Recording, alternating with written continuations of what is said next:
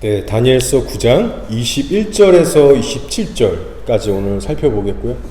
예, 속죄일 그리고 부제는 이스라엘의 회복이라는 주제로 말씀을 나누려고 합니다. 자, 우리 한 구절씩 돌아가면서 읽을게요.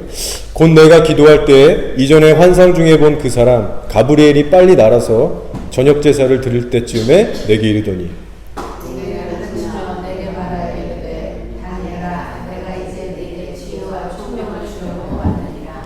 곧 내가 기도를 시작할 즈음에 명령이 내렸으므로 이제 내게 알리러 왔느니라. 너는 크게 은총을 입은 자라. 그런즉 너는 이 일을 생각하고 그 환상을 깨달을지니라. 내 백성과 내 거룩한 성을 위하여 이 일을 기한으로 정하였나니 허물이 그치며 죄가 끝나며 죄악이 없어지며 영원한 위가 드러나며 한 사람에게 영이 응하며 또 지극히 거룩한 이가 이룬 몸을 하리라. 그러므로 너는 깨달아 알지니라.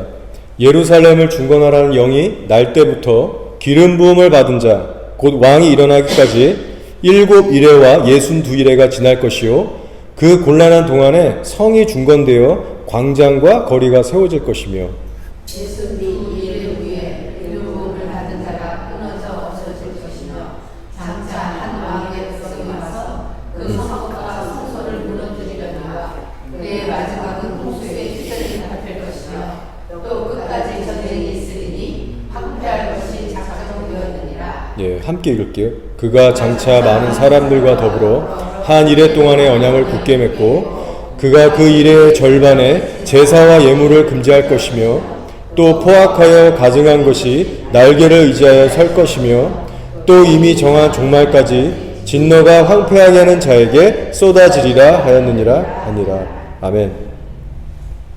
예, 한두 달 전의 일인데 제가 여기 금요기도회 때 이런 간증을 짧게 한 게 있죠. 어느 날 제가 기도하다가 하나님 우리 교회가 어떤 방향으로 나가야 합니까? 뭘 전해야 합니까? 이런 질문들을 속으로 그냥 기도하고 있었어요. 그것도 침대에 이렇게 비스듬히 기대서요. 그런데 갑자기 마음에 잔잔한 감동이 들면서 시편 122편이 떠오르게 됐습니다. 그리고 이어서 제 마음에 온 단어가 잘 짜여진 성읍이라는 단어가 뒤따라오게 됐어요. 그래서 이게 뭘까? 잘 짜여진 성읍? 이게 왜 문장이지? 왜냐면 제가 평소에 사용하는 단어가 아니었습니다. 근데 마음이 너무 기쁘고 흔치 않은 감동이 제 마음에 있어서 곧장 일어나서 성경을 펴보게 됐어요. 자, 시편 122편 3절에 정말 그런 말씀이 있더라고요. 예루살렘아 너는 잘 짜여진 성읍과 같이 건설되었도다. 정말 신기하고 기뻤습니다. 이 말의 의미를 떠나서 살아계신 하나님이 저에게 구체적으로 말씀하고 계시는구나. 그냥 이 사실 자체로만 기뻤어요. 그러면서 계속 시편 120편을 묵상해 나갔습니다. 물론 전에도 이 구절들을 읽었죠. 그러나 이전까지는 이 잘 짜여진 성읍이라는 단어가 제 눈에 뇌리에 기억되지 않았었거든요. 제가 즐겨서 이렇게 사용하는 단어도 아니었고요. 근데 이날부터 약간은 이스라엘에 대해서 마음이 식상해 있던 저에게 새로운 열정을 불러넣어 주셨어요. 자, 제가 시편 122편의 일부 내용을 읽어드릴게요. 예루살렘아 너는 잘 짜여진 성읍과 같이 건설되었도다. 예루살렘을 위하여 평안을 구하라. 예루살렘을 사랑하는 자는 형통하리로다. 내 성 안에는 평안이 있고 내 궁중에는 형통함이 있을지어다. 여호와 우리 하나님의 집을 위하여 내가 너를 위하여 복을 구하리로다 라는 말씀이에요. 저는 그저 기도하기를 주님 우리 교회가 어떤 방향으로 나가야 합니까? 무슨 말씀을 또 전해야 할까요? 이런 기도를 드렸는데 주님은 생뚱맞게도 예루살렘을 생각나게 하셨어요. 자, 한 번은 또 이런 일도 있었습니다. 제가 한국에서 신학대학원을 다닐 때요. 한 2014년도가 됩니다. 그때 한국에 있는 모 교회에서 제가 이제 전도사 시절이었어요. 자, 그때 당시에는 제가 이스라엘에 대해서 알기는 했지만 이렇게 깊지 않았습니다. 긴가민가 하는 부분도 있고 말씀적으로나 어떤 마음으로나 깊지가 않았어요. 그리고 그때 당시에 저의 간절한 기도 제목의 1순위가 뭐였냐면 저의 어떤 진로의 방향에 관한 거였어요. 하나님, 내가 이제 전도사고 이제 신대원도 다 맞춰가는데 어떤 사역을 해야 합니까? 어떤 되게 간절한 그런 기도 제목이었어요. 그리고 제가 몸담고 있었던 그 교회, 이 교회에서 얼마나 더 오래 섬겨야 합니까? 거의 한 5년, 4, 5년째 섬기고 있었거든요. 그래서 너무 답답한 거예요. 많은 일들이 있었습니다. 그래서 제가 어느 날은 주일에 비장한 각오로 기도한 거예요. 주님, 정확하게 가르쳐주지 않으시면 저 이 교회도 나갈 수도 있고 어떻게 될지 모르겠습니다. 막 정말 부르짖듯이 기도한 거예요. 자, 그때 제가 우리 교회에서 찬양팀인 싱어였습니다. 그래서 이렇게 나와서 이제 마이크 잡고 찬양을 하는 싱어였는데, 그때도 예배는 드리지만은 제 속에는 그 기도 제목을 갖고 있었던 거예요. 하나님, 나 어떻게 되냐고. 비전, 방향을 달라고. 자, 그리고 시간이 흘렀어요. 예배가 다 끝났어요. 근데 그 우리 찬양팀을 인도했던 여자 간사분이 계세요. 찬양 리더 간사분. 근데 이분이 와서 저한테 하시는 말씀이 이거예요. 전도사님, 제가 한 번도 이런 적이 없으신 거 아시죠? 근데 제가 예배를 기타 치면서 인도하는데 성령님이 전도사님에 대해서 감동의 말씀을 자꾸 주시더라고요. 이런 말씀을 하는 거예요, 저한테 와서. 자, 참고로 이 간사님은 여자분이신데 훗날에 한 번 더 저를 위해서 기도하시다가 성령님이 말씀을 주셔서 한 번 더 저를 찾아오셔서 조심스레 알려주셨어요. 그게 무슨 내용이었냐면, 전도사님을 위해서 기도하는데 전도사님이 앞으로 노숙자들을 섬기게 되는 그런 사역을 하게 될 것 같다라는 그 감동을 받았다는 거예요. 근데 이때 당시만 해도 제가 뭐 서울역 가끔 이렇게 시간 나면 갔지 뭐 노숙자 사역에 대해서 전혀 마음이 없었던 상태였거든요. 그래서 그분도 이거를 해석하기를 좀 자기 생각이 들어갔던 것 같아요. 아니, 요새 청년들이 노숙자처럼 영적으로는 이렇게 퍼진 애들이 많아서 혹시 그런 거 아닐까요? 뭐 이렇게 얘기를 하고 이제 지나간 적이 있어요. 자, 근데 제가 이렇게 지금은 노숙자 사역을 거의 메인으로 이렇게 하다시피 하고 있잖아요. 어쨌든 이 성령님께서 그렇게 제가 비장하게 기도하면서 찬양하는 그때, 그 동시간대에 이 리더분에게 감동을 주셨던 거예요. 이분 인도하느라 정신 없었을 텐데. 무슨 말씀을 주셨냐? 너 김전도사한테 가서 앞으로의 비전, 방향에 대해서 간절히 기도하라고 전해라. 이 말씀을 하신 거예요. 그래서 조심스레 저에게 이걸 전하시는데 제가 얼마나 놀라고 기쁘고 위로가 됐겠습니까? 아, 하나님이 정말 내 속사정 알고 계시는구나. 나 정말 주님이 알려주시지 않으면 나 정말 방향 구하고 있는데 주님이 이거 진짜 계속 힘내서 기도하라고 하시는구나. 알려주시겠구나. 그래서 제가 그때 힘을 얻고 작정을 하고 금식 기도를 들어가기 시작했어요. 자, 근데 제가 금식을 했는데 체질상 잘 못합니다. 한 3일을 연달아 밥을 안 먹고 기도만 진짜 열심히 했어요. 막 울면서 막 기도하고 엎드리고 막 탈진될 정도로. 근데 이제 3일 정도 밥을 안 먹으니까 이게 뼈의 온도가 올라가더라고요. 몸이 처음에는 밥을 안 먹으면 차가워지고 이렇게 힘이 없는데 3일 정도 지나가니까 뼈의 온도가 올라가고 몸이 이렇게 후끈후끈되고 머리가 어지럽고 심장이 막 두근두근 막 뛰는 거예요. 자, 그래서 제가 너무나 몸이 이상해가지고 인터넷을 찾아봤어요. 금식 이거 현상 중 후유증 안 좋은 거. 그랬더니 그런 증상이 있다고 정확하게 얘기하는 거예요. 뼈의 온도가 올라간다. 심장이 두근두근거린다. 자, 그래서 제가 계속 이렇게 하다가는 정상 생활이 안 될 것 같아서 학교도 가야 되고 하니까 안 되겠다 싶어서 그때 이제 동네에 있는 슈퍼마켓에 천천히 걸어가서 몇 가지 음식을 사가지고 해 먹게 됐어요. 자, 그리고 그때부터는 하루에 한 끼만 금식을 하자. 너무 무리하지 말자. 그래서 점심만 먹지 않고 약 37일 정도를 기도로 채우게 됐습니다. 자, 그래서 나름 제가 40일 작정 기도를 한 거예요. 학교에서 수업이 끝나면 같은 반 친구들은 다 이제 밥 먹으러 식당으로 내려가는데 저는 이제 기도해야 되니까 거기 이제 올라가면 예배실이 있거든요. 예배실 구석에 가서 기도하고 또 너무 지치면 가서 그냥 누워서 자기도 하고 그렇게 시간들을 채워 나갔어요. 근데 그렇게 기도하며 지내는데 어느 날부터인가 생뚱맞게 이스라엘에 대한 마음이 서서히 들기 시작하는 겁니다. 관심이. 저는 그저 내 사역 방향, 비전 이런 것을 위해 기도했는데 전에는 관심이 없던 이스라엘이 계속 밟히는 거예요. 그래서 막 이스라엘에 관한 설교도 찾아보게 됐고, 그때 한창 미국에 계시는 벤자민 목사님의 설교도 막 찾아보고, 은혜를 막 받고, 깨닫게 되고, 그런 일들이 있었어요. 또 어떤 날은 인터넷에 예루살렘 거리가 나온 사진이 이렇게 딱 떴는데, 그 사진을 보는 순간 마음에 눈물이 나고, 막 서글퍼지고, 감동이 오는 거예요. 그래서 내가 왜 이렇게 서럽게 울고 있지?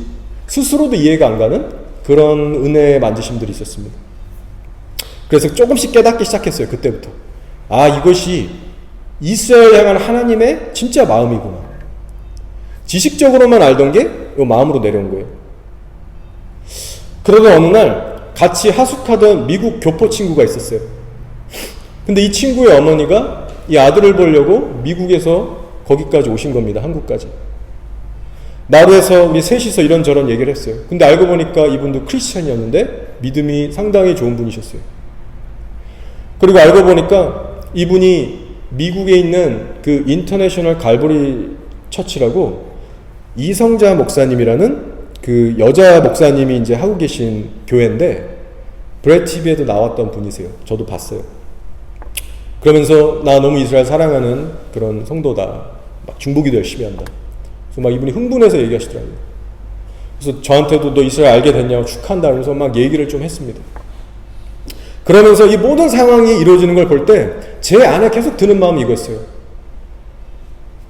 이스라엘이 나의 비전과 뭔가 관련이 있나 보다. 그런 마음들이 들기 시작했어요. 그러다가 금식한 지 38일, 39일째가 됐어요. 아는 전도사 친구한테 문자가 온 겁니다. 근데 이 친구는 제가 뭐 금식하는지도 모르고 평소에 그렇게 연락을 많이 하는 친구도 아니고 뭐 이스라엘에 대해서 그렇게 얘기했던 친구가 아니에요. 근데 느닷없이 문자가 와서 문자를 딱 체크해보니까 이런 내용이었어요. 이번 주에 모 교회에서 메시아닉 유대인 선교사가 말씀을 직접 전하니까 한번 와보라고 이제 저한테 알려준 겁니다. 자, 그분의 이름은 매튜 톨러라고 이제 메시아닉 주인데 미국계예요. 미국계 메시아닉 주예요. 근데 이분은 그 편하고 화려한 미국 생활 다 접고 굳이 한국에 와서 선교하시는 그런 유대인 선교사입니다. 자, 그래서 지금은 개척교회도 하시고 저한테 문자를 준 이 친구가 거기 이제 사역자로 같이 동역을 하고 있더라고요. 자, 이 매튜 톨러 역시 브렛 TV에 나오신 분이에요. 예전에. 자, 그래서 제가 이때 한창 이스라엘에서 열려가고 주님의 감동을 타고 있는 때라 사모함이 있었어요. 주님, 제가 드디어 유대인을 만나네요. 제가 태어나서 처음으로 예수 믿는 유대인이 설교하는 그 말씀을 듣게 되네요. 너무 감사합니다. 사모하고 기도하면서 갔어요. 봤더니 아주 그냥 옷차림도 캐주얼하게 입으시고 격식 없이 겸손하게 말씀을 잘 증거하시더라고요. 자기가 예수님을 어떻게 만나는지부터 여러 가지 신비한 체험과 정말 와, 이런 분도 있구나. 예배가 끝나서 제가 그분한테 가서 말을 걸었습니다. 이런저런 얘기하는데 알고 보니까 제 룸메이트 미국 교포들이랑 다 친구더라고요. 그래서 막 얘기하다가 제가 좀 기도를 부탁한다고. 그러니까 이분이 기도를 딱 해주는데 은사가 있으신 분이었어요. 저의 사정을 잘 아시는 이분이, 아니 그 성령님이 이분에게 주셔서 저에게 꼭 필요했던 상황에 맞는 기도도 해주시고 파쇄 기도도 해주시고 짧았지만 되게 임팩트 있는 그런 기도 시간을 갖게 됐습니다. 그래서 제가 집으로 돌아가는 길에 주님, 지금 40일이 거의 끝나가는 이 시점에 저에게 자꾸 왜 이스라엘에 관련된 것들을 계속 이렇게 깨닫고 붙여주십니까? 그래서 신기하기도 하고 은혜도 되면서 그렇게 계속 기도하면서 집으로 오게 됐어요. 그래서 제가 이 40일의 금식 기간을 돌아보면 여러 가지 사실 은혜들이 있었습니다. 자, 근데 그 메인의 핵심에는 이스라엘이라는 것이 있었어요. 그렇다고 이때 하나님께서 너는 앞으로 이스라엘에 대해서 이러이러한 사역을 해야 된다. 어떤 구체적인 것은 주시지 않으셨습니다. 특별한 말씀은 없었어요. 그러나 이때 이 시작점으로 인해서 하나님의 마음을 계속해서 보여주시기 시작했고 말씀들도 더 깊게 정리하면서 깨닫게 하는 시간들을 주셨고 이스라엘을 위해서도 기도로 심게 하셨어요. 그 후부터 자연스럽게 이스라엘을 위해서 중보기도 하시는 선배님들을 만나게 하시고, 교수님들을 만나게 하시고, 집사님들을 만나게 하시고, 그래서 일주일마다 기도에 참여하게 돼서 매일같이 교제하고 기도하게 됐어요. 이스라엘에 대해서 알아가게 됐어요. 그러면서 하나님께서 정말 종종 걷잡을 수 없는 은혜를 주시더라고요.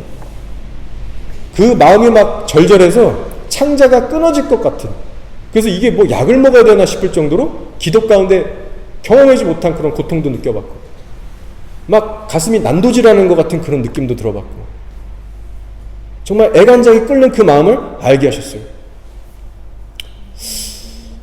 자, 여러분, 제가 왜 오늘 설교 초반부터 이런 간증들과 함께 이스라엘을 얘기하냐면 다 이유가 있어요.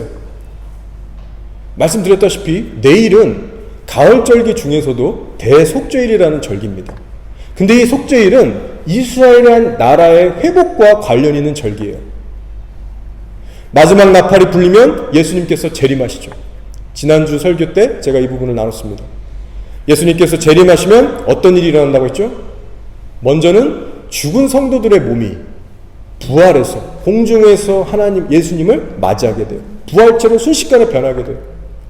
그리고 살아있는 성도들은 그 다음 순서로 공중에 역시 올라가서 예수님을 맞이하고, 그리고 공중에서 함께 내려와서 이 땅을 심판하는 그런 이제 순서로 가게 됩니다. 천년왕국이 시작되는 거예요. 자, 그러나 지금 말씀드린 것은 예수님이 재림하시면 일어나게 될 큰 그림이에요. 빅픽처예요. 근데 이 시기에 좀 더 구체적이고 특별한 하나님의 예언의 말씀이 성취될 것인데, 그 말씀들이 뭐에 관한 것이냐면 바로 이스라엘의 회복에 관한 말씀입니다. 그리고 그 수많은 말씀들 중에 오늘 우리가 읽은 다니엘서 9장이 한 가지예요. 자, 한번 읽어볼까요? 자, 지금 하나님께서 가브리엘이라는 천사를 통해서 미래의 이스라엘에게 있어서 성취될 말씀을 주고 계시는 거예요. 제가 읽어드릴게요. 눈으로 따라오세요. 내 백성과 내 거룩한 성을 위하여 이른 이래를 기한으로 정하였나니 허물이 그치며 죄가 끝나며 죄악이 용서되며 영원한 의가 드러나며 환상과 예언이 응하며 또 지극히 거룩한 이가 기름 부음을 받으리라. 자, 여기서 말하는 내 백성, 내 거룩한 성은 누굴 말합니까? 예, 백성은 이스라엘 전체를 말하고요. 그리고 내 거룩한 성은 예루살렘에 있는 하나님의 성전을 의미합니다. 그래서 우리가 알 것은 이 말씀은 이방 교회들에게 주시는 말씀이 아니고, 심지어는 이스라엘의 각 개인에게 주시는 말씀도 아니라는 것이죠. 이 말씀의 초점은 이스라엘이라는 나라 전체에 초점이 맞춰 있다는 것입니다. 그러면서 하나님께서는 천사를 통해서 회복되는 때에 대해서도 구체적으로 말씀을 주세요. 자, 그때가 언제라고 합니까? 하나님이 정하신 70일의 기한이 차야만 그 이스라엘 나라의 모든 허물과 죄가 완전히 사해질 것이고, 예수 그리스도 안에서 영원한 의가 드러나게 될 것이다. 그리고 그때 가서야 모든 구약의 선지자들을 통하여 주셨던 환상들과 예언들이 다 성취될 것이다. 그리고 지극히 거룩한 이가 기름 부음을 받으리라. 자, 이 지극히 거룩한 이가 기름 부음을 받으리라, 이 부분을 영어 버전으로 보시면요, The most holy place예요. 사람이 아니라 지성소, 성전을 말합니다. 즉 예루살렘의 거룩한 성전이 회복될 거라는 뜻이에요. 그리고 하나님께서는 이 모든 일들을 70일의 기한이 찰 때 완성시키신다고 예전에 말씀 주신 겁니다.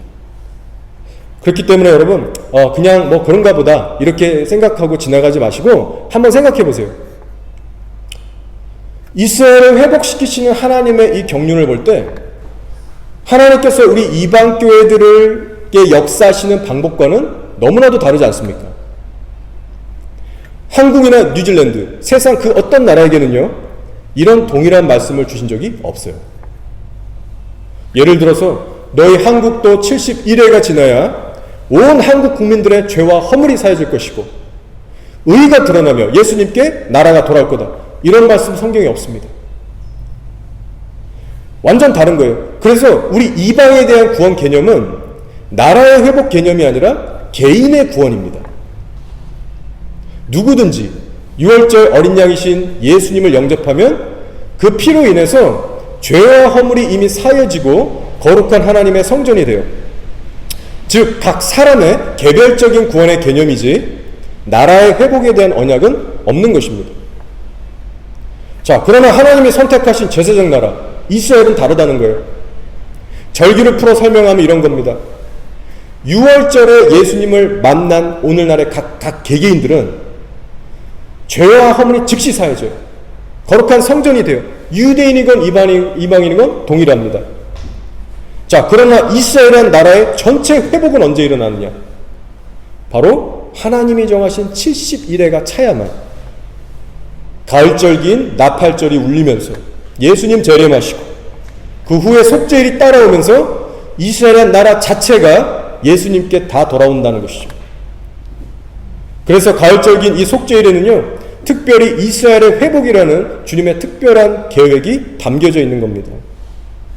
그래서 여러분, 우리가 가을절기인 이 나팔절을 지나면서 예수님의 재림을 바라보고 그러면서 우리 자신들의 신앙을 바라보는 거 정말 중요해요.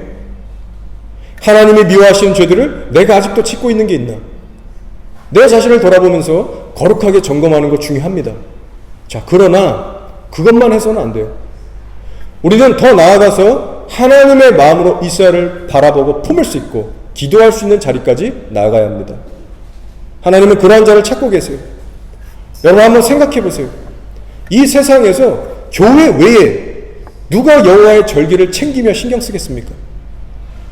세상 사람들이 그 일을 하겠어요? 지금 반유대주의가 전 세계에서 급증하고 있습니다. 앞으로 더 할 거예요. 이스라엘을 품고 케어하는 사람이 세상에 얼마나 될까요? 우리 교회들조차 이스라엘을 무시하면서 무관심한데 세상 사람들이 이스라엘을 위해서 뭔가를 하겠습니까? 이 여호와의 절기에 담긴 이 오묘한 진리에 대해서 교회 외에 누가 깨달을 수 있겠으며 누가 눈물로 이스라엘을 품고 기도할 수 있을 것인가? 교회밖에 답이 없다는 겁니다. 제가 하나님께 기도했죠. 주님, 제가 이 교회를 어떤 방향으로 이끌어가야 합니까? 무슨 말씀을 전할까요?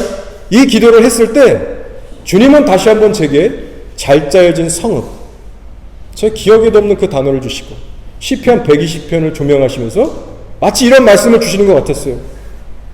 너희 교회는 이방인들만 섬기지 말고 이스라엘을 위해서도 기도해라.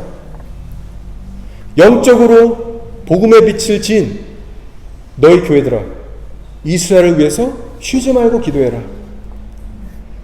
저에게만 아니라 이 시대에 있는 교회들에게 주시는 하나님의 음성이라고 믿습니다, 저는. 그래서 우리가 이번 속죄일을 지나면서 이 땅의 교회들이 하나님 앞에서 속죄할 것 중에 하나는 이스라엘에 관한 무관심이에요. 성경에 제일 많이 등장하는 단어가 여호와 하나님이고 세 번째로 많이 등장하는 단어가 이스라엘입니다. 총 2336번 등장해요. 그만큼 중요하다는 거예요. 자, 말씀을 한번 돌아가서 좀 더 살펴보겠습니다.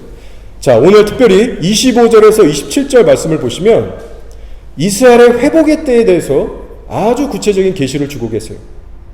자, 25, 27절을 보겠습니다. 제가 읽을게요. 그러므로 너는 깨달아 알지니라. 예루살렘을 중건하라는 영이 날 때부터 기름 부음을 받은 자, 곧 왕이 일어나기까지 7 이레와 62 이레가 지날 것이요. 그 곤란한 동안에 성이 중건되어 광장과 거리가 세워질 것이며 62 이레 후에 기름 부음을 받은 자가 끊어져 없어질 것이며 장차 한 왕의 백성이 와서 그 성읍과 성소를 무너뜨리려니와 그의 마지막은 홍수의 휘슬림 같을 것이며 또 끝까지 전쟁이 있으리니 황폐할 것이 작정되었느니라. 그가 장차 많은 사람들과 더불어 한 이레 동안의 언약을 굳게 맺고 그가 그 이레의 절반에 제사와 예물을 금지할 것이며 또 포악하여 가증한 것이 날개를 의지하여 설 것이며 또 이미 정한 종말까지 진노가 황폐하게 하는 자에게 쏟아지리라 하였느니라 하니라. 아멘. 자, 좀 복잡한 내용처럼 들려요, 그죠? 자, 우리가 이 말씀을 풀려면요 약간의 성경 지식이 필요합니다. 자, 먼저 성경에서 말하는 한 이레는 7년을 의미합니다. 창세기부터 계시록까지 한 이레는 7년이라는 이 원리를 계속 적용하고 있어요. 자, 그리고 성경에서의 한 달은 31일이 아니라 30일로 칩니다. 예를 들어서 여러분 노아의 방주 사건 아시잖아요. 하늘에서 비가 내리기 시작한 날이 언제냐면 성경에 기록하기를 2월 17일에 내리기 시작해서 7월 17일에 그쳤다라고 나오고 있어요. 총 5달을 비가 내렸다고 했고 창세기에 기록하기를 이 날수는 150일이라고 정하고 있습니다. 150일이에요. 그래서 150 나누기 30 하면 정확히 5달이 되는 겁니다. 그래서 한 달을 30일로 치고 있어요. 자, 그래서 71회라는 기간은 70 곱하기 7년을 해서 490년이 되는데 하나님께서 말씀하시기를 내가 71회를 기한으로 정했다. 그래서 71회, 곧 490년이 지나야만 이스라엘의 죄와 허물이 사여지는 이 회복이 있을 것이다 라고 말씀하시는 거예요. 자, 근데 여러분 여기서 우리가 좀 이 말씀이 쉽게 이해되지 않는 부분이 있어요. 자, 저도 처음엔 그렇습니다. 왜냐하면 이 말씀을 다니엘에게 주신 때가 BC 538년경이에요. 자, 그러면 그 후부터 지금 이 AD 2020년이 되기까지 얼마나 긴 세월이 지금 흘렀습니까? 약 2000년이라는 긴 세월이 흐른 거예요. 2500년이죠. 자, 근데 하나님께서는 71회, 즉 490년만 흐르면 이스라엘이 회복될 거라고 하셨는데 아직까지도 지금 그 일이 일어나고 있지 않다는 겁니다. 그래서 이 개념이 헷갈리는 거예요. 시간의 개념이. 이 490년 도대체 어떤 490년인가? 자, 그러나 모든 것을 미리 아시는 하나님께서 헷갈려하는 우리들을 위해서 구체적인 말씀을 주셨어요. 자, 25절을 보겠습니다. 그러므로 너는 깨달아 할지니라 예루살렘을 중건하라는 영이 날 때부터 기름 부음을 받은 자 곧 왕이 일어나기까지 7일회와 62일회가 지날 것이요 그 곤란한 동안에 성이 중건되어 광장과 거리가 세워질 것이며 라고 했어요. 자, 먼저는 하나님께서 풀 수 있는 방법을 제시하고 계신 겁니다. 하나님께서 71회를 크게 둘로 나누세요. 69일회와 마지막 한 일회로 분리해서 설명하십니다. 자, 여러분 이 부분을 주목하셔야 돼요. 비록 이 말씀 안에 62와 7일회와 62일회가 나뉘어서 나누는데 이것은 하나로 묶으셔서 보면 됩니다. 그럼 편하게 해석이 돼요. 그래서 나머지 한 일회를 따로 분리해서 69일에 한 일회, 그래서 합하면 71회가 되는 겁니다. 그러면서 하나님께서 말씀하시는 것은 다니엘아 깨달아 알지어다. 71회의 카운트다운이 언제 시작되는지 내가 알게 해주겠다. 그것은 언제냐? 바로 예루살렘을 중건하라는 명령이 날 때부터 69일회가 그때부터 시작될 것이다 라고 말씀하시는 겁니다. 예루살렘을 중건하라는 영이 날 그때부터. 여러분 이것이 핵심이에요. 바로 이때부터 째각째각 70일의 카운트다운 바늘이 돌아가기 시작하는 겁니다. 자, 그러면 예루살렘을 중건하라는 이 명령이 언제 실제 있었냐? 이것을 알아야겠죠? 예, 별 관심이 없으신 것 같은데, 예. 저는 이 말씀을 깨닫게 됐을 때 정말 너무 신기하고 감탄이 됐습니다. 하나님께서 얼마나 정확하게 일하시는지 몰라요. 자, 이때 당시 이스라엘 상태를 먼저 보겠습니다. 이때 당시 이스라엘은 하나님께 범죄해서 상태가 좋지 않았어요. 강국에게 이끌려서 포로 생활을 했습니다. 바벨론으로부터 시작해서 메대 바사를 거쳤어요. 오랜 세월 지배를 받았습니다. 그래서 하나님께서 이 기간에 행하셨던 일이 뭐였냐면 적국의 왕들의 마음을 감동시키셔서 왕들로 하여금 이스라엘을 고토로 돌아가게 하는 알리야 사역을 일으키셨고 또 두 번째로는 예루살렘 성전을 다시 재건하도록 허락을 하셨어요. 그래서 우리 고레스나 다리오나 아닥사스다 이런 왕들을 통해서 그 일들을 순차적으로 행하셨습니다. 그래서 시기적으로 보면 약 BC 537년부터 BC 458년에 이르기까지 여러 왕들을 세우셔서 이스라엘의 회복에 대해서 이제 진행을 하셨어요. 자, 근데 여기서 우리가 주목해야 될 한 가지 중요한 부분이 있습니다. 자, 그것이 뭐냐면 제가 앞서 설명해 드렸던 이 일들은 이 모든 왕들이 허락했던 것들은 크게 두 가지예요. 첫째, 그 적국에서 포로로 있던 이스라엘 백성들이 고토인 이스라엘로 돌아가는 알리야 사역을 허락했고 두 번째로는 무너진 예루살렘 성전을 회복하는 일, 즉 성전 재건에 관한 일만 허락했다는 거예요. 이 두 가지가 큰 축으로 나뉩니다. 성경 어디에도 그건 나중에 얘기할게요. 딱 두 가지예요. 자, 근데 이제 시간이 흘러서 BC 445년도가 됐는데 이때 가서 비로소 이전까지 없었던 왕의 명령이 떨어지기 시작해요. 자, 어떤 명령이냐? 바로 하나님께서 예언한 말씀처럼 너희가 이제는 예루살렘의 성읍을 재건해도 된다. 단순히 알리아도 아니고 성전 재건도 아니고 예루살렘 유다 성읍을 너희가 재건해도 된다라는 명령이 떨어지게 됩니다. 자, 이 성읍은 영어 성경으로 보면 city라고 나와요. city, 도시. 템플이 아닙니다. 그래서 바로 이때부터가 70일의 카운트다운이 시작되는 그 출발점이 되는 거예요. 그래서 하나님께서 다니엘에게 말씀하셨죠. 다니엘아, 너는 깨달아 할지니라 70일의 시작은 성전 재건이 아니라 예루살렘을 중건하라는 영이 날 때부터 시작될 것이다. 그리고 BC 445년도에 가서야 하나님의 사람 느헤미야를 통해서 아닥사스다의 왕을 만지시고 이 일을 성취시켰어요. 자, 제가 느헤미야 2장 5절을 읽어드릴게요.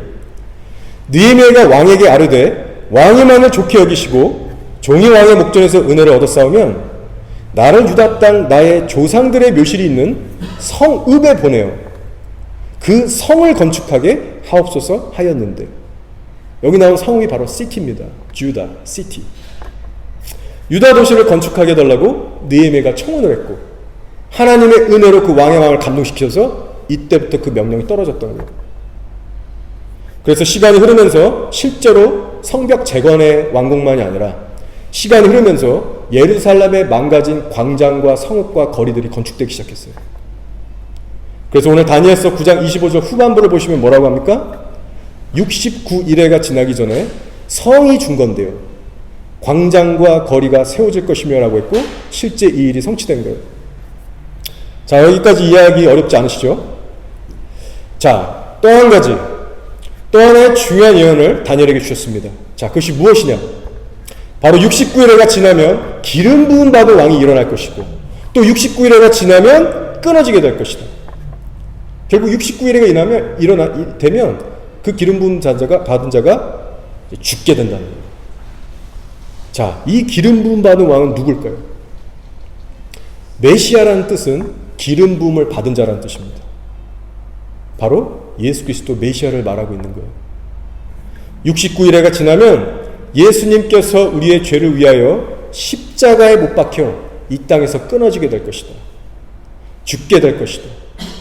그래서 하나님께서는 십자가에서 돌아가시는 그 정확한 해까지도 다니엘에게 예언으로 주신 겁니다. 자, 이 놀라운 예언의 말씀이 얼마나 정확하게 실제로 성취됐는지 잠깐 살펴볼게요. 이것 때문에 하나님께서 복잡한 숫자를 지금 주신 겁니다. 우리가 알 필요가 있어요. 그래서 여러분 설명이 좀 길지만 여러분 한번 따라와 주시면 감사하겠습니다. 자, 69일에 곱하기 7을 하면 483년이 나와요. 그리고 한 달을 30일로 잡는 성서력 기준으로 하면 날짜로 그렇게 계산하면 480년에 365일을 곱하는 것이 아니라 360을 곱해야 됩니다. 그러면 17만 3,880일이 돼요. 그런데 이 숫자는 현재 우리가 쓰는 양력 기준의 그게 아니기 때문에 바꿔줘야 합니다. 그래서 현재 우리가 쓰는 양력 기준으로 하면 4년에 한 번씩 오는 윤달을 집어넣어서 계산을 해야 돼요. 윤달 여러분 아시죠? 우리가 아는 1년은 365일이지만 정확히 따지면 과학자들이 발견했어요. 365일하고 5시간 48분 46초랍니다. 그래서 365일을 제외한 모든 시간을 모았더니 이것이 하루가 됐는데 이 해를 윤년이라고 하죠. 그래서 우리 4년마다 2월 29일이 생기는 거죠. 자, 그래서 69일에는 성서력 기준으로 17만 3,880일인데 여기에다가 365일이 아닌 윤달을 껴서 365.25로 나누면요 476년이라는 양력 기준으로 숫자가 나오게 됩니다. 자, 그래서 느헤미야가 아닥사스다에게 요청했던 그 성읍을 재건하게 해달라고 했던 그 요청이 있던 그 해, 바로 BC 445년에다가 476년을 더하면요 AD 32년이 나와요. 자, 참고로 BC와 AD 사이를 카운트할 때는요, 그 중간에 0이 없습니다. 0을 카운트하지 않아요. 그래서 1을 더해야 됩니다. 그래서 31이 아니라 32가 되는 거예요. 여러분 아시죠? AD 32년도에 어떤 전지구적인 놀라운 사건이 있었습니까? 바로 예수 그리스도가 갈보리 언덕에서 십자가에서 돌아가신 사건이에요. 바로 오늘 다니엘서 9장 26절에서 말씀하는 기름 부음 받은 자가 69일의 후에 끊어질 것이다. 이 말씀이 놀랍게 성취된 것입니다. 자, 더 놀라운 것이 있어요. 느헤미야가 아닥사스다 왕에게 이 청원을 했었던 그때의 그 달이 언제냐? 느헤미야 2장에 나옵니다. 1, 2장에. 바로 니산월이에요. 니산월. 니산월은 6월절이 있는 절기입니다. 성서력으로 1월이에요. 1월. 첫 달. 자, 예수님께서 언제 돌아가셨어요? 니산월. 6월절에 돌아가셨어요. 그래서 하나님께서 주신 말씀이 해와 달까지도 정확하게 맞추신 거예요. 제가 혼자서는 이 말씀을 예전부터 연구했는데, 제 머리로는 이게 안 되더라고요. 그래서 정말 끙끙 앓고 답답했는데, 어느 한 사역자가 이것을 막 확 푸는 걸 보고 제가 감동을 하고, 그 사람, 와, 진짜 천재다. 성령 충만하다. 그리고 하나님께 너무나 감사했습니다. 하나님께서 이 정도로 세밀하게 예수님에 대해서 예언해 주셨구나. 이 놀라운 비밀을 다니엘이 깨닫고, 이 환상들을 계속 보면서 그 몸이요, 채퍼덕 주저앉았대요. 진이 다 빠지고 끙끙 앓으면서 금식하면서 기도한 거예요. 그때 하나님께서 다니엘을 통해서 인류 마지막에 있을 이 모든 일들을 다 깨닫게 하신 겁니다. 자, 근데 이런 정말 영화 같은 예언의 말씀을 풀어줘도 안 믿을 사람은 안 믿더라고요. 네. 정말 예수님은 진리고 말씀은 정말 이렇게 신뢰할 만한데 안 믿을 사람은 끝까지 안 믿더라고요. 너무 안타깝습니다. 자, 이제 여기까지 여러분 이해하시는데 문제가 없었을 것이고, 자, 이제는 마지막 한 이래를 설명하고 마칠게요. 좀 오늘은 설명을 많이 하지만 여러분 한 번 듣고 기억하시면 유익이 될 것 같아서 분량은 많지만 좀 나눕니다. 자, 우리 안에 이제 69일에는 풀렸어요. 근데 마지막 한 이래가 남아 있습니다. 자, 예수님께서 십자가에서 돌아가시고 부활하신 AD 32년이 됐을 때 이제 하나님께서 정하신 69일회가 다 찼어요. 자, 그러면 71회 중에 69일회가 찼기 때문에 마지막 한 일의 7년만 남았는데, 그런데 미스테리하게도 예수님이 돌아가신 32년 직후부터 이 7년을 바로 카운트하지 않으셨다라는 거예요. 그래서 우리가 상식적으로 생각해보면 알 수 있죠. AD 32년에 7년을 더하면 AD 39년이잖아요. 근데 그때 당시 이스라엘 나라를 살펴보세요. 어떤 일이 있었어요? 예수님께 돌아왔나요? 아니잖아요. 오히려 더 완악해졌죠. 그래서 AD 70년에 가서 로마 티투스 장군에 의해서 이스라엘 나라 자체가 멸망했어요.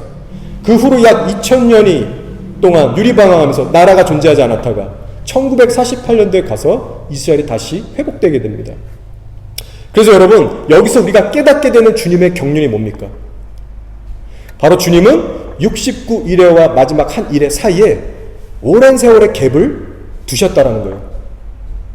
그 세월이 정확히 몇 년 몇 날이 될지는 모르지만 AD 32년 후부터는 하나님께서 선하신 목적을 가지고 70일의 카운트를 잠시 포즈하신 것입니다. 멈춘 거예요. 어떤 목적이냐?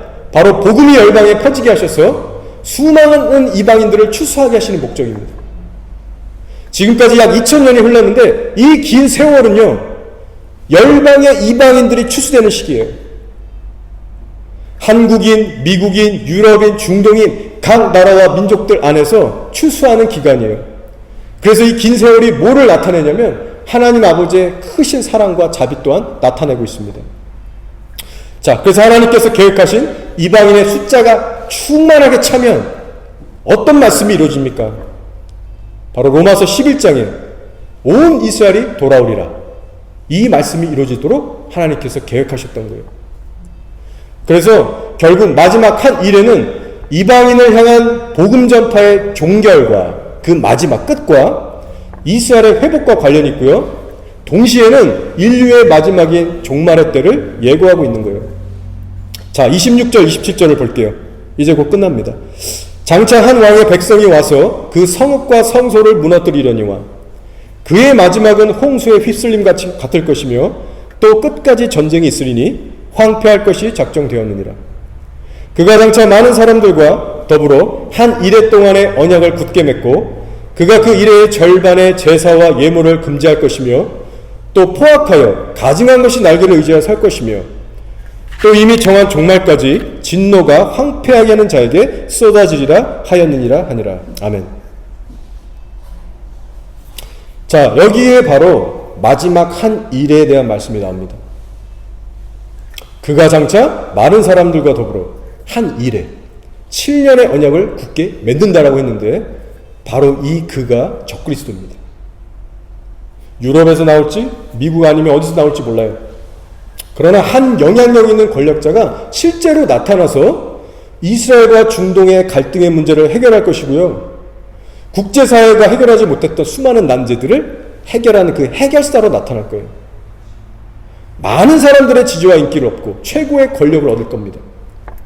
언약이라는 단어는 사용하지 않겠지만 평화조약이나 어떤 조약 체결 여러 가지 단어들로 이제 대체하겠죠. 그러나 언약이 시작된 지 중간 3년 만에 되기 시작하면 양의 탈을 벗고 늑대의 본색을 나타낼 거라고 얘기하고 있습니다. 예언하고 있어요. 27절이죠. 그가 그 일의 절반의 제사와 예물을 금지할 것이며 또 포악하여 가증한 것이 날개를 의지하여 설 것이래. 그래서 우리가 시간이 좀만 흐르면 보게 될 겁니다. 저 중동 땅 이스라엘 예루살렘에 실제로 성전이 세워지는 걸 목격할 거예요. 그리고 그 분쟁들이 해결되는 것을 누군가가 일어나서 할 겁니다. 미국에서 나올지 유럽에서 나올지 몰라요. 누군가가 그 일을 할 거예요. 그러나 7년의 언약이 시작되고 평화가 온 듯하는 그 중간 3년 말이 되면 더 이상 적그리스도가 허용하지 않고 이스라엘을 무참히 죽이고 핍박하고 그 불똥이 열방의 교회들에게 퍼뜨려져 갈 거예요. 그리고 그 환란기를 지나면서 하나님을 대적하는 악인들에게는 하나님의 진노의 대접이 계속 쏟아지면서 마지막 예수님이 재림하는 그 날까지 전쟁들이 민족들 간에 끊어지지 않을 것이다. 아수라장이 될 것이다. 이 얘기를 하고 있어요.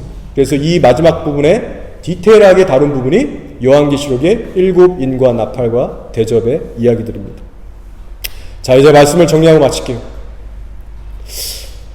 내일이 대속죄일이기 때문에 오늘 다니엘의 이 71회를 풀어보면서 하나님의 이스라엘에 대한 계획을 여러분과 함께 살펴봤습니다. 그리고 하나님께서는 굳이 숫자들까지 언급하시면서 71회에 대해서 여러분 계시를 하신 데는요, 그만한 정확한 이유가 있는 거예요. 특별히 하나님께서는 6월절의 은혜를 입은 우리 이방교회들이 이 비밀을 깨닫고 하나님 편에 서기를 간절히 바라고 계십니다. 왜냐? 성령을 받은 교회 외에는 이 절기의 비밀을 깨달을 사람이 없거든요. 세상의 일을 대신 하겠습니까? 우리 교회들에게 71회의 경륜을 깨닫게 하셔서 이 마지막 때를 살아가는 교회들에게 호소하시는 거예요. 너희는 아직도 율법에 눈이 가려져 있는 유대인들을 위해서 기도해라. 그들을 축복하고 예수를 증거해라. 기도하는 파수꾼이 되어라. 이스라엘이 온전히 회복되는 속죄일이 다가오고 있으니 그날이 속히 오도록 쉬지 말고 기도해라. 내가 이런 언약의 계획을 갖고 있지만 그리하여도 기도하여야 할지니라 라고 말씀하셨습니다. 따라서 여러분, 우리가 이 가을절기를 지나면서 단순히 나의 신앙이 주님 안에서 어떤가, 나 정말 거룩한 열매를 맺고 있는가, 이것만 여러분 점검하지 마시고 이스라엘을 하나님의 마음으로 품고 기도하는 자리까지 나아가시기를 정말 축원드립니다. 보다 더 성숙한 주의 자녀들이 되길 원해요. 하나님의 천사가 다니엘에게 이렇게 말했어요. 다니엘아, 너는 하나님의 큰 은총을 받은 자다. 그런즉 너는 이 일을 생각하고 그 환상을 깨달을지니라 라고 얘기했어요. 무슨 말입니까? 이스라엘에 대한 마지막 이 하나님의 계획을 깨닫는 것이 엄청난 큰 축복이라는 거예요. 이거 큰 은혜라는 거예요. 여러분이 이스라엘에서 정말 열리셨다면 그게 얼마나 하나님의 큰 은혜라는 사실을 아셔야 됩니다. 뉴질랜드의 교회 90%가 이스라엘을 무시하고 그들은 끝났다라고 얘기하는 대체 신학에 잡혀 있어요. 열방의 거의 모든 교회들이 똑같은 처지에 있습니다. 우리가 이스라엘 향해 하나님의 계획을 깨닫게 되는 일, 그리고 실제 하나님의 마음을 사서 품고 기도하는 일이 얼마나 하나님 보시기에 축복이고 큰 특권인지 모릅니다. 그러나 우리가 지식적으로만 알고 끝나면 아무 소용이 없어요. 기도의 자리로 나가셔야 합니다. 여러분, 이 가을절기 시즌에 여러 가지 일들로 한 해 마무리하시면서 크고 작은 분주한 일들이 있으실 수 있어요. 어려우실 수 있어요.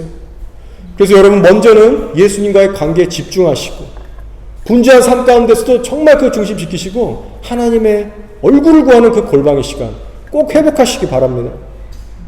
그리고 동시에는 이스라엘을 바라보는 그 마음을 하나님께 달라고 간구하시고, 날마다 5분, 10분 얼마라도 좋으니까 밤낮 하나님이 쉬지 못하시도록 이스라엘을 위해서 축복하시는 그런 귀한 기도 용사들이 우리 다 되시기를 예수 그리스도의 이름으로 축원합니다. 아멘. 이 시간 다 함께 기도하겠습니다.